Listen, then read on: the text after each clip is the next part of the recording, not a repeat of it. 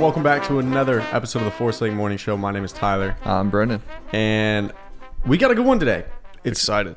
I'm excited about this one too. It's a city in America that is full of music, full of food, full of good times, and that city is New Orleans.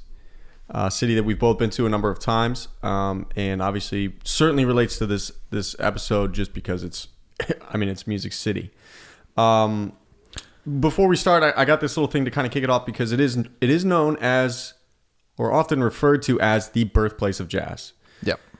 Now, obviously, jazz wasn't actually invented on a particular day. Rather, it was kind of just created over time. So, a combination of culture, emotion, skills, things that grew out of voodoo, drumming rituals in Congo Square. Some say that in 1895 it was born. That was the year that Buddy Bolden started his first band, and a couple of these names that I'm going to be listing here are very famous jazz musicians out of the city of New Orleans. So Buddy Bolden is one of them. Louis Armstrong's another one, obviously. And then a couple others here. Others say that in 1917, when Nick LaRocca and his first original Dixieland jazz band recorded the first jazz record titled Livery Stable Blues. Some credit that as the beginning and the birthplace of jazz. Though there is another guy nicknamed Jelly Roll, Ferdinand Jelly Roll Morton. Love that name. It's a great name, right? It sounds like a jazz guy. Jelly Roll. Jelly Roll. Jelly Roll Morton. You know when Jelly Roll pops up to the stage with this trombone, shit's going down. It's going down, and if you're not there because if you're not there already because Jelly Roll's playing, but he had his own theory, and I thought this was kind of funny that he's quoted as saying, "It is evidently known that beyond contradiction that New Orleans is the cradle of jazz, and I myself happen to be the inventor in the year 1902." So, he claims to be the inventor. He does claim. That's a bold statement. He does, and I think what's interesting about jazz music, right? Because I think you told me earlier, and I'll ask you here in a second. Particularly, it's not your favorite type of music. It is an acquired taste, but jazz music, when you hear it, you feel alive. It's jubilant. It's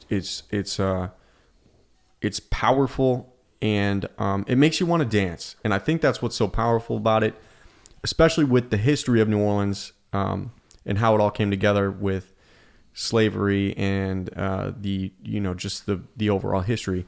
This isn't going to be necessarily us going into the history of it because we're not historians. We will touch on things that may relate to it, but maybe some fun facts. Fun facts. This episode is purely New Orleans. It's us being music snobs on the topic of New Orleans, for sure. Because New Orleans is a fun city. So let me ask you, what is your take on jazz music as a guitar player, a musician, a singer, songwriter, and then also just your overall thoughts on the city of New Orleans? Yeah. So I don't hate jazz. So I guess there's kind of a few categories of jazz, right? It's kind of gone all over the place. If you're talking like the original jazz, like we're talking New Orleans here, like jazz originated, that type of jazz where you have like big bands, all brass, love it. It's awesome. It's so cool. And then, they kind of incorporate stringed instruments, like the flamenco acoustics and stuff like that, and got into like gypsy jazz. Love it. That's so cool. It's such like a unique style. And kind of like what you were saying, like it just gets you moving. Yeah. You can't just listen to that and not be like rocking inside. Especially when you're in New Orleans, just walking on the street and you see these bands performing.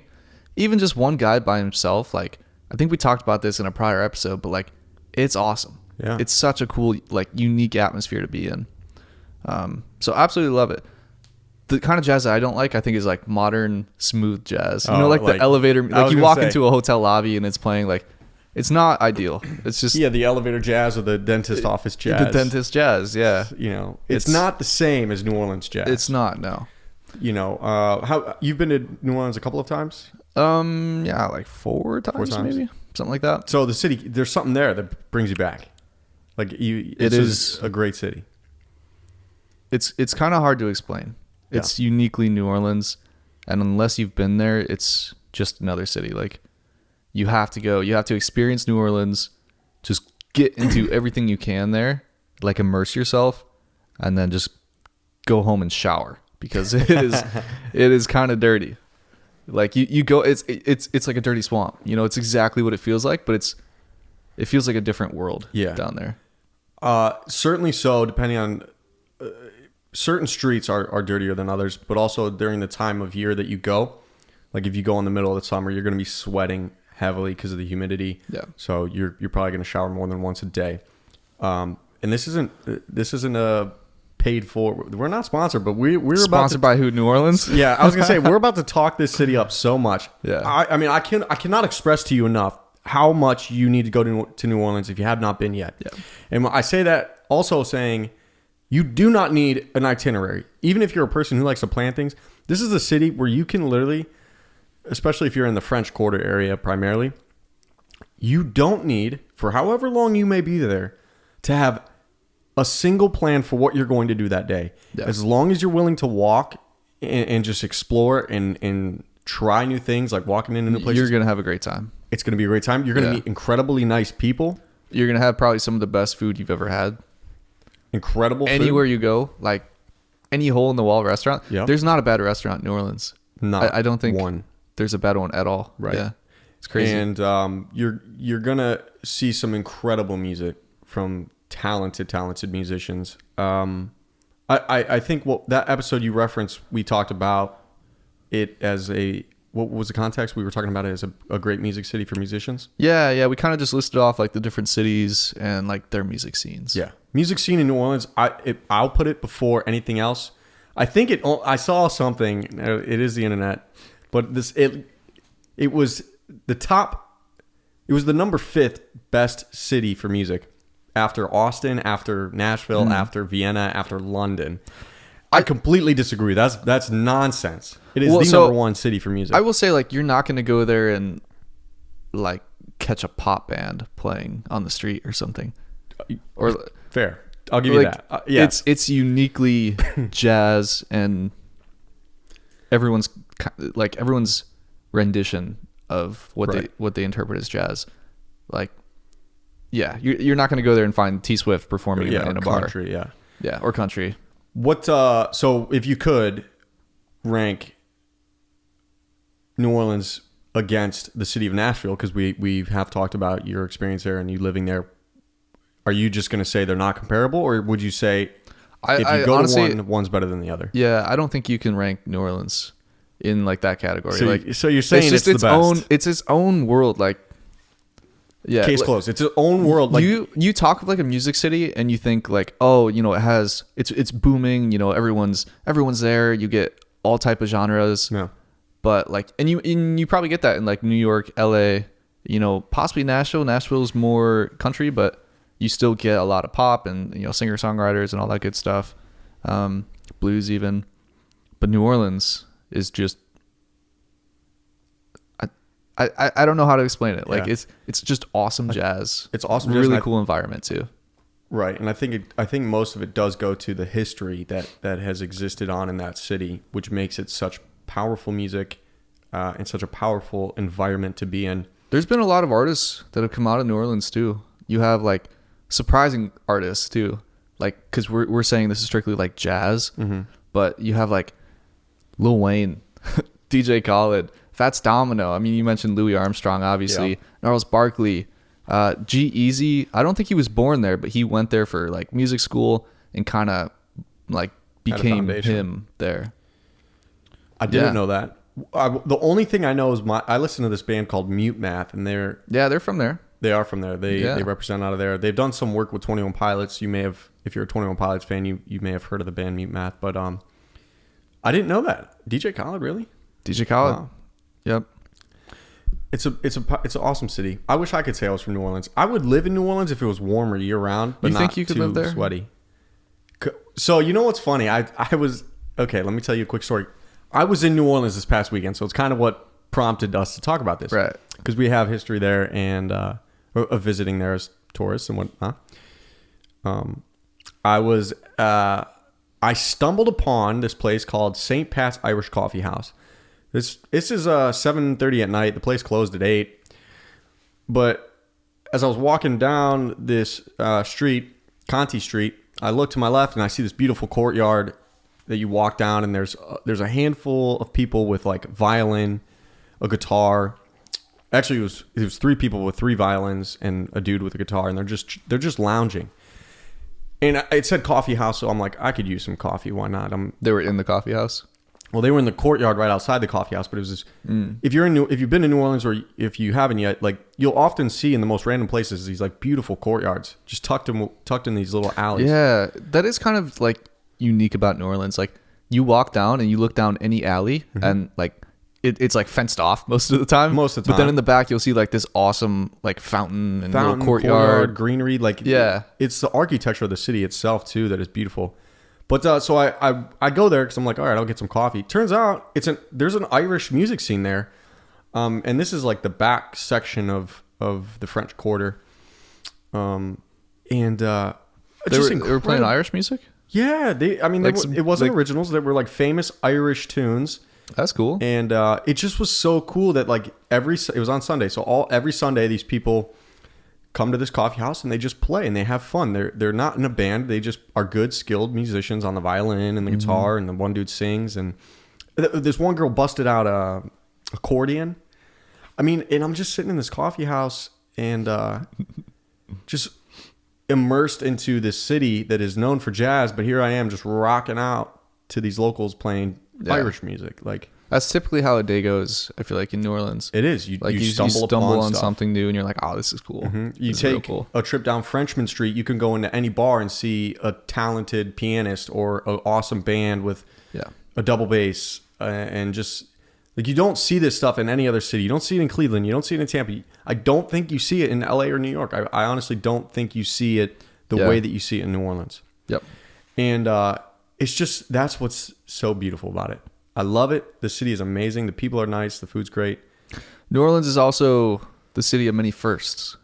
The first of like A lot of different things. Like we were kind of looking into this episode, and I was like, "Man, that happened there. Man, that started there." Like all these different things. So like, first of all, it's like the most haunted city in America. yeah. If you didn't know that, you should now know. Yeah. That city is a city of voodoo. You get those vibes when you're there. Like, oh yeah, you can't escape it. yeah, it's a little dark feeling. Marie Laveau, I think, is the The voodoo queen. voodoo right? queen. Eight. She lived like 80 years, 1809 to like 1881. A legend. Yeah. I mean, you gotta be, she'll haunt you. I think what's really cool, and that kind of reminded me of it, was is the graves in New Orleans. Yeah. The Cemeteries. above ground graves. Yes. What are they called? Cemeteries. Oh, I thought you said like solitaries or something. No. Yeah. I thought you were Yeah, just cemeteries. cemeteries. But yeah, they're That's usually above what they're ground called, yeah. cemeteries, which are not a Yeah. common thing in other places. Yeah, well, you can't have a basement in New Orleans. You can't dig down. It's just swamp. It's just water. So I think it's funny. Last time I was there, we did like a tour, typical tourist. We just but we saw Nicolas Cage's tomb, and it's like a big pyramid. Mm-hmm. It's like, where's the treasure? Yes, that's St. Louis or St. Louis Cemetery number 1 on I forget what street, but it's like the most iconic because Marie Laveau's there. Oh, in that same plot. Yeah, then they have Then they have this gigantic building for a bunch of like prestigious people that were in political, whatever power. Yep. Nicolas Cage, by the way, who's like some vampire guy, because I did that same tour. He's some And, vampire guy. He believes he's a vampire, dude. Does he really? Nicolas Cage? What? Yeah, 100%. I think he believes he's a vampire. So Interesting. crash course on that pyramid story, on like why he has this pyramid grave or tomb. He bought these 2 properties in New Orleans, like these very haunted properties in the French Quarter, and it was actually a huge deal because I did the tour and the guy was telling us a story. Well, those properties came with plots in the cemetery that he had to also buy for like a bunch of money. Oh, So he had he had no choice. Now what ended up happening was the pyramid, he made a big deal out of it. When you first walk into the cemetery, you see a small little pyramid tombstone, and he liked that, so he wanted them to build a bigger one. And he paid like $1 million to big. do it. It's huge. It's a big one. Yeah. Yeah. Now you can't do that. You can't. Those cemeteries are very protected. They're very restricted on what can and cannot be done. It's a big deal. Okay. And he was like, "Well, here's $1 million." And obviously they said, "Yeah, okay, fine. We'll build you this freaking stupid pyramid," because they didn't want to do it because it literally is like it's so ugly among all the other tombs and the culture and history of it. But Yeah. he ended up losing the properties, but now he's still stuck with the tomb. So that's where he is going to be buried if he chooses so. Huh. Yeah. And those things, by the way, those above ground little tombs, they don't look like a lot, but they hold generations of people inside Yeah, I have heard that. because of the heat. Yeah. Basically, the body turns to dust, Right. and then they put them in these bags and just push them at the back end, and then it falls down to the bottom. You got the whole fam in there. The guy said you could fit like 100 people in there. Oh, really? Something crazy. Wow. Yeah. That's ridiculous. It's weird because when you walk around it, it's like you're walking around so many dead bodies, but you don't really feel it because it's enclosed in these buildings. Yeah. But wait, okay, so going back to the first. My bad. I got off. So on a tangent. couple of these are gonna be random, but I like them. I think they were Okay. they were kind of interesting. I like that you like them. Let's hear it. So New Orleans is home of America's first mixed drink. Can you guess what it is? When you go to New Orleans, you ever get like a mixed drink there or anything? It's on like A every. vodka cranberry. I don't want. I'm getting exposed now. I don't know. The Sazerac. The what? The Sazerac. What the hell is that? You've never heard of the Sazerac when you've been there? I wouldn't try a Sazerac if somebody was like, What? "Here's a fucking Sazerac. Take a sip." Okay, so the Sazerac is basically rye whiskey, Peychaud bitters, and then a little bit of herb saint, which is essentially absinthe, but they just like spray it in the bottle. Oh, this is in the like glass. high class, elite. Kind of, but The Sazerac. the Sazerac. No, but it's actually really good. Have you had it in New Orleans? Yeah, I've had it. We did like a bartending class, and like we were kind of introduced to these drinks and made the Sazerac, and it's really good. You're a bartender. You can make mixed drinks. No, just a little, Oh, okay. just a little class. So they're the home of the first one, which is that. Yeah, Wow. America's first mixed drink. So I thought that was kind of fits. cool. That sounds like New Orleans. Also, the first place to host an opera, really 1796. The year was 1796. for a city known for jazz, it hosted the first opera in the United The States. first opera. Yeah, that's kind of cool. I didn't know that. This one was kind of cool too. New Orleans has the first ever recorded mob history. Take that, New York. Which is It was like the late 19th century. The Matrenga family, yeah. and they kind of ran New Orleans at the time. It was the first ever. Italians or what? Yeah, just the mob. The mob. The mob, man. Really? That's interesting. Yep. Wait, what was the year on it? You said Late 19th century. late 19th, 17th, Around then, yeah.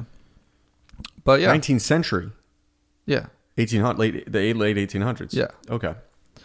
yes, sir. Wow. Dental floss.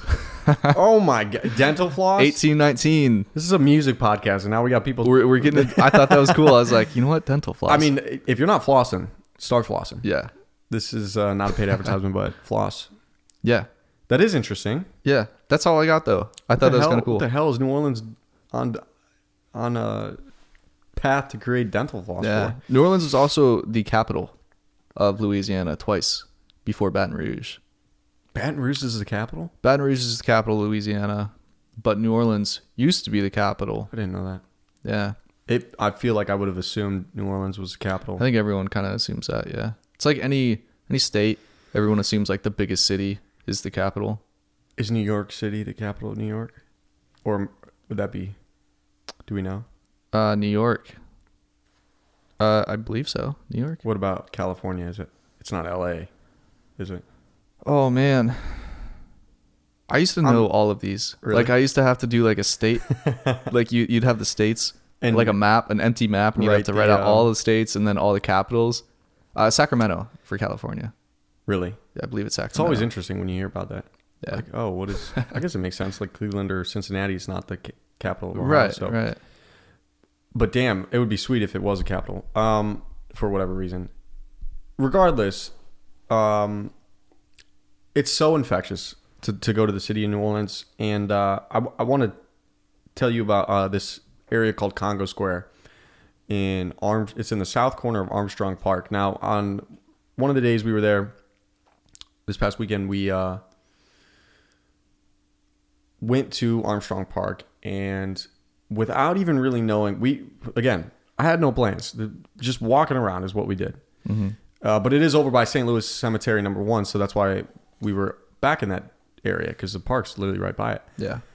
Well, Congo Square is very notorious. It's actually a historical landmark, and it became one in 1993. Don't quote me on that, but that's what I remember when I was looking at the sign there. This is a very historical landmark for African Americans, because historically it was the only place that they were allowed to go to due to a city ordinance in like 1817, basically restricting enslaved individuals to this area. And on Sundays, enslaved individuals and free individuals would go there to celebrate, party, dance, hold markets. Just in the park. Yeah, in Congo Square, it's a small section of the park. Gotcha. Yeah, so it's like this very brick open area of like brick ground, and they would have drum circles. And on Sunday, I think they do it every single Sunday, but this particular Sunday they were honoring seniors and like veterans, because it was Veterans Day weekend. But there was a drum circle we stumbled into, and it was so cool to see that they're still continuing this tradition of their ancestors that were, enslaved individuals. And like this site, this place where I was standing, so much had happened historically. Yeah. And to just see that they're still doing what they did back then, as far as the drum circle goes, and the gathering of people, and to see the love, dude, the love that these people had for one another when they would see each other and hug and kiss, and people were dancing, because the drum circle just kept going. Like, it did not stop, dude. They were just drumming. That's pretty cool. And anyone could hop in there. Yeah. They were so welcoming. It's stuff like that makes me love the city of New Orleans. I think it's just unparalleled to any other city you go to. You feel the history big time. Like anywhere you go, like John Lafitte, Yes. you can go to Lafitte's, I think it was his house, his original house. They turned it into a bar, but he was one of the original pirates who helped defend the British, or defend off the British. Yeah. In 18 was that the War of 1812? Oh man, it would be around that time. Is it? Yeah, Or it'd was be it around 19? that time. I'm gonna take a step. I would back say here 'cause 1800s. Yeah. I don't know what I'm talking about. I know what you're talking about, but I don't know. Old what rundown year. bar. Like there's holes everywhere. Like it's kind of tiny little place. I know which one you're talking about. Yeah. Yeah, it's a cool vibe, man. But like anywhere you go like that, it's full of history. Yeah. Full of, like you were saying, love. Like it's uniquely New Orleans, Right. and you have to go. And I think you don't have to go down Bourbon Street. Like, you don't, if you're not into partying, Don't go to Bourbon. Right. Go It's- anywhere but Bourbon. I think maybe once go down it just to experience it, but like, don't waste your money in those bars and the strip clubs and stuff like that. Hop over to the Garden District. Hop over to Yep. Go across Canal Street to the Garden Frenchman. District. anywhere. Frenchman, the French Quarter, more so French Market area. Yeah. There's so much more to see in the city and do in the city that doesn't involve drinking and puking and feeling gross about yourself. If you like that, then go. But the city is so much more beautiful than that. And I'm glad you mentioned that, like the Garden District or the Business District. Like the other side of Canal Street, you go up towards Audubon Park or Zoo, I think it is, and by the universities, Tulane and Loyola. Beautiful. Yeah. I mean, so beautiful. Yeah. Yeah. And fun fact, I don't know if I talked about this. I think I did, but I was like this close to going to Loyola University. Oh, really? Before I went into the military. Yeah, I was like, all the deposits were paid. Everything was ready to go. And then that's a whole nother story. But like the city is important to me and my family because we love it. We talk about Cleveland. We talk about Tampa. But I will Gotta say, give some love for NOLA. you got to have love for New Orleans, and it's certainly on my top 3 for sure. Yeah. So if you haven't gone, definitely go. And that's all I have to say. I'll just sit here all day and I'll just talk about how great it is and cool things I did and Yeah, I stuff think- like that. But I feel like that kind of summarizes our experience and newly found knowledge. yeah, should we Of pack New our Orleans. bags and go be street performers in New Orleans? Forest Lake takes on New Orleans? Probably Tampa it is. not a good idea. The Smoothie King Center will play there one day. There There we go. We can do that. That's the basketball arena, I think. That's what it's called? Smoothie King Arena. I think so. They also have Jazz Fest there. I don't know. I went to one Yeah. once. Have you been to a Jazz I Fest have there? not. No. Have you been to any festival there when you were there? No. There's like a whole bunch. I'm just Mardi Gras, but not like a music fest. Well, that's a festival. That counts. What was that like? Nuts. Is that like just the whole city in general, or is that like Bourbon Street Events? events? I don't think it is Bourbon, but they go down like, maybe it is Bourbon. They go down like everywhere, basically. But you walk down the street, you're going to find like a parade route or something. Yeah. But pretty much like every year we've gone is around that time, like March, and always Mardi Gras. Is that the time to go, March? I think it's cool. You get New Orleans, plus you get, Mardi Gras. Are you going this year? We trying to go? Forest Lake? Forest Lake takes on Mardi Gras? Crack the guitars, dude. Let's post up on the street. Yeah. I would love to, but I just, those musicians on the street, and this goes into like, obviously we're not going to get into too much of a tangent here, but it's like, there are so many talented people out there playing music, and it's like, were they just at the wrong time in the wrong place? Is it not their time yet? It's really interesting to think about that as a musician, trying to break this industry that is very hard, but, you take a trip to New Orleans, every corner you're going to go down, there's talented musicians. They're just so good. There's even kids. Like, there's like 2-year-old kids sitting there with a bucket and a drum. Yeah. And they're shredding the They're fucking so thing. good. They're so good. Yeah. We should go there, just record them or something. See if we can put it on a song. Let's get them in the band. There's an idea. Let's get, child labor laws, maybe not. That maybe isn't a good idea. But if we could feature like that'd be so cool if we went there one day and just like featured local artists on That'd be neat. on a song or something. Yeah. Raw net, Forest Lake Jazz. No. Yes. No. Hear us in an elevator near you. Let's go, dude. What floor are you going to, sir? I think that wraps it up for this week, though. Yes, that is it. We'll sit here and talk about it all day if otherwise we don't wrap this up. Thanks so much for watching. We'll We'll see you next week on another episode of the Forest Lake Morning Show.